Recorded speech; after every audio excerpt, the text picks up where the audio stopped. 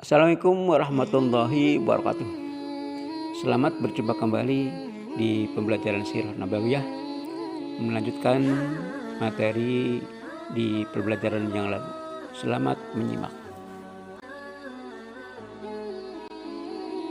Sebagaimana kita ketahui, Muhammad SAW senantiasa mengasingkan diri dengan menyepi dan menyendiri di Gua Hiro yang terletak di Jabal Nur. Beliau melakukan peribadatan menurut tata cara Nabi Ibrahim alaihissalam. Hal itu beliau lakukan selama di bulan Ramadan. Selanjutnya, di bulan Ramadan di tahun ketiga dari pengasingannya, tepatnya tanggal 17 Ramadan tahun ke-41 dari kelahirannya, atau 6 Agustus 610 Masehi. Ketika itu beliau telah genap 40 tahun. Beliau didatangi oleh malaikat Jibril untuk menyampaikan wahyu yang pertamanya. Perlu diketahui pula bahwa 6 bulan sebelum peristiwa ini, beliau sering bermimpi melihat cahaya pagi atau fajar subuh menyingsing. Hal itu merupakan isyarat pertama akan kenabian beliau. Kemudian malaikat Jibril itu berkata, "Iqra, bacalah." Namun Muhammad SAW menjawab, "Ana ma'ana biqari." Saya tidak bisa membaca. Kemudian malaikat Jibril itu mendekati dan mendekap Muhammad SAW hingga beliau sulit untuk bernapas. Kemudian setelah itu beliau pun dilepaskannya kembali oleh malaikat Jibril.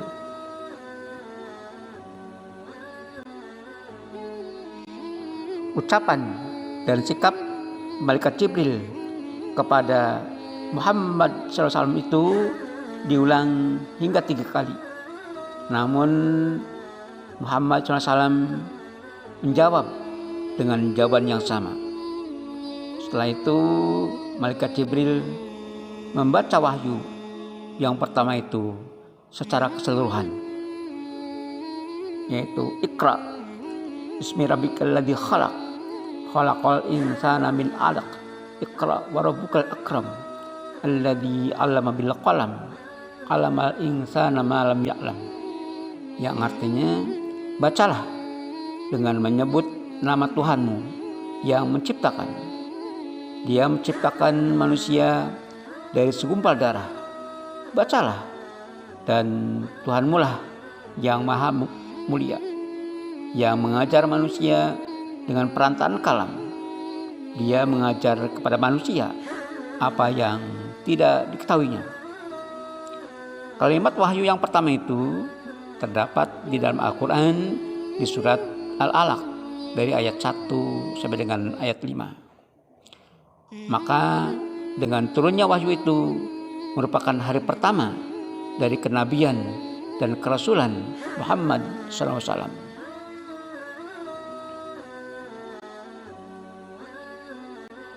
Setelah menyampaikan wahyu yang pertama itu, malaikat Jibril meninggalkan Nabi Muhammad SAW. Selanjutnya, dalam kondisi ketakutan dan badan gemetar, Nabi Muhammad SAW terburu-buru pulang ke rumah Khadijah radhiyallahu anha. Sesampainya di rumah Khadijah, beliau berkata, selimutilah aku sangat takut." Dengan setia, Khadijah radhiyallahu anha menutup badan beliau dengan selimut. Beberapa saat kemudian, setelah beliau reda, Khadijah radhiyallahu anha bertanya kepada beliau tentang peristiwa apa yang telah terjadi yang menimpa beliau. Kemudian beliau pun menceritakan kepada Khadijah terhadap apa peristiwa yang telah terjadi padanya. Kemudian Khadijah radhiyallahu anha mengajak Nabi Muhammad SAW untuk menemui Waraqah bin Naufal yang merupakan saudara sepupunya yang beragama Nasrani, dan dia mengetahui tentang kitab Taurat dan kitab Injil, atau dia merupakan seorang ahli kitab.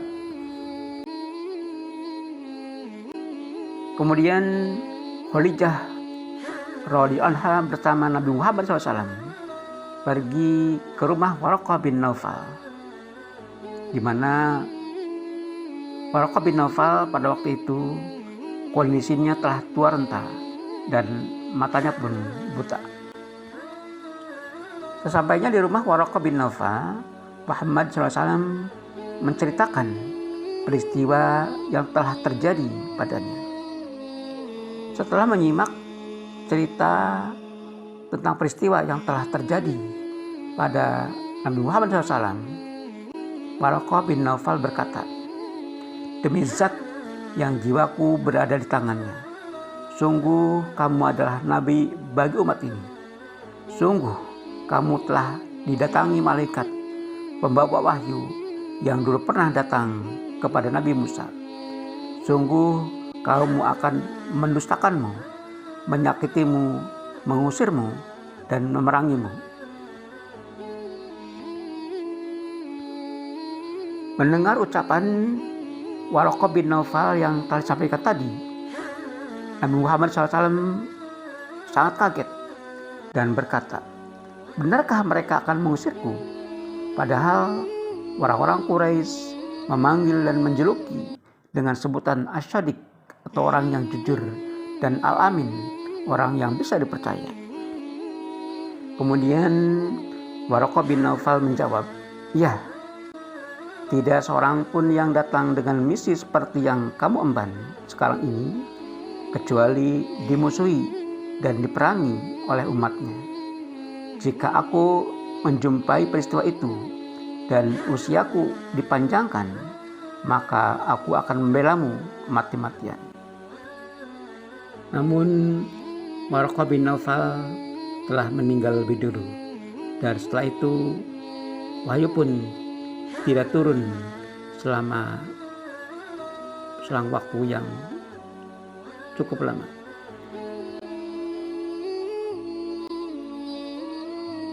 Untuk pertemuan kali ini cukup sampai di sini. Insyaallah di lain waktu kita lanjutkan, dan mudah-mudahan kita berikan kekuatan, kesehatan, dan panjang usia sehingga kita bertemu kembali di pembahasan berikutnya. Mari kita tutup dengan bersama-sama dengan membaca doa kafaratul majlis. Subhanaka Allahumma wa bihamdika asyhadu an la ilaha illa anta astaghfiruka wa atubu ilaik. Wassalamualaikum warahmatullahi wabarakatuh.